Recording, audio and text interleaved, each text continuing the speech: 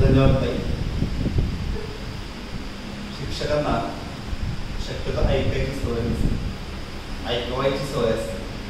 आणि एकदा माईक हातात आला की तो कधी दुसऱ्याकडं देतोय याची वाट हे समोर बसलेले सगळे बघत असतात. फक्त मला एकच कौतुक खास करून करायचं या टीमचं. कारण छत्रपती शिवाजी महाराजांच्या महाराष्ट्रामध्ये आपण ज्यावेळेला उभं राहतो आणि परवा जो छत्रपती शिवाजी महाराजांचा राज्याभिषेक दिन झाला, 32 वर्ष सोन्याच्या सिंहासनावरती आरूढ होतं. एका आईनं बघितलेलं स्वप्न आणि त्या स्वप्नाचा साक्षात्कार ज्यावेळेला एक आई समोर बघते म्हणजे तिच्या डोळ्यात अश्रू वाहतात, त्याच्यासारखा असणारा प्रेरणादायी क्षण आयुष्यात दुसरा कोणताच असू शकत नाही.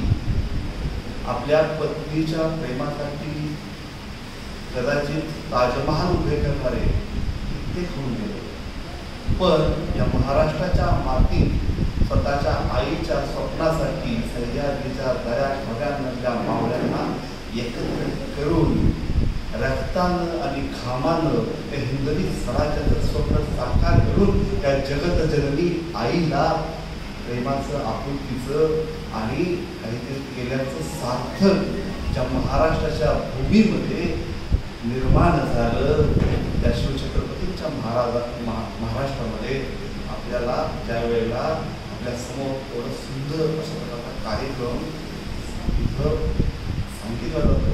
सरांचे इतकं सुंदर सांगितलं की आज मला पहिल्यांदा विचारमध्ये असं वाटतं की हे कधी संपूच नाही, कधीच संपू नये.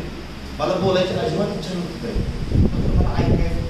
आणि सगळ्यात जास्त समाधान कधी होतं माहिती, त्याला आपण इथे रोपटं लावतो ना, ते रोपटं लावल्यानंतर ज्या वेळेला त्या रोपट्याचा वटवृक्ष होतो, त्या वटवृक्षाच्याही पुढे जाऊन ज्या वेळेला एखादी बाग तयार होते आणि त्या बागेमध्ये जेव्हा सुंदर सुंदर फुलं बहरतात आणि त्या असणाऱ्या फुललेल्या फुलांचा सुगंध हा ज्या वेळेला सगळ्या लोकांना बघायला मिळतो, तो अनुभवायला मिळतो, याच्यासारखं मला आपले शिक्षक म्हणून दुसरं सौभाग्य नाही.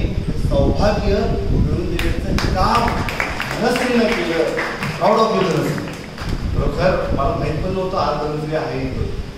मी फक्त ऐकत बसून ऐकायलाच आलो. त्यांच्यानी म्हणजे विटा आम्हाला कुठं ऐकायला मिळतं, बाहेर कधीतरी गेलो कुठेही आणि आम्ही म्हटलं विट्याच आहे, स्वातीताईंच्या विट्यातून काय आमच्या विट्याची जी ओळख आहे, जी ज्ञानाची ओळख आहे, एक संपूर्ण महाराष्ट्राला स्वातीताईने मिळवून दिले. ते मला कारण कसं असेल ताईंच्या मला एक मुलं आहे की जी माणसं स्वतः गुणी असतात ती इतर गुणी लोकांचं कौतुक फारसं करत नाही आणि लोक ते तर अजिबात नाही, पण तो जातो त्याचा गुण आहे हे सगळं एवढं सुंदर जुळून आणलं. खरं तर डॉक्टर मॅडम आणि साहेब या दोघांसाठी मला बोलायचं आहे. खरं तर डॉक्टर खूप आहे, तुम्ही कदाचित आजपर्यंत लोकांची शरीरं ठीक केली, पण खऱ्या अर्थानं आज तुम्ही या स्लाईड शोच्या माध्यमातून असेल, या असणाऱ्या वक्त्याच्या माध्यमातून असेल, त्या विटेकरांचे मेंदू व्यवस्थित करण्याचं जगविख्यात काम केलं आणि खरोखर अशा प्रकारचं काम ही काळाची गरज आहे आणि ते आपण पूर्ण करतायत. खरं तर सरांचा आणि मॅडमचं कौतुक यासाठी साहेब की मुलांना कोणी करतो ते त्याच्या पाठीमागे स्वार्थ असतो.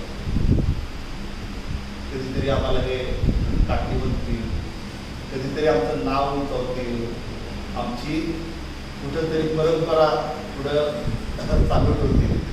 बरोबर आज स्त्रीभूण हत्या होत असताना, मुलींना एवढ्या उंचीवरती मुली गेलेल्या असताना सुद्धा सर स्त्रीभ्रूण हत्येसारखं पाप या महाराष्ट्राच्या भूमीत शिवछत्रपतींच्या महाराष्ट्रात होतं आणि आज स्वतः डॉक्टर असताना अनेक प्रकारचे गैरमार्ग अवलंबू शकत असताना सुद्धा अतिशय सुंदर देखण्यात अशा प्रकारच्या 2 मुलींना त्यांनी असं काही घडवलंय की खरोखर आज ज्या वेळेस समाजात वावरतात त्यावेळेला पूर्वीची ओळख अशी होती कदाचित डॉक्टर साहेबांच्या मुली, पण आज एक दिवस त्या मुलींच्या नावानं डॉक्टर साहेबांना त्यांना ओळखलं जाईल आणि हे मला वाटतं अतिशय महत्त्वाचं काम होतं. त्याच्या पाठीमागची चिंतन शिकायची मला वाटतं देखणा कार्यक्रम आणि जे वक्ते बोलले अप्रतिम, म्हणजे कल्पनाच करू शकत नाही आपण की आज म्हणजे आम्ही काय केलं होतं की बाबा आम्हाला काहीतरी खायला मिळेल, पण सगळ्यात जास्त जे आवडतं ते म्हणजे बाजरीची भाकरी.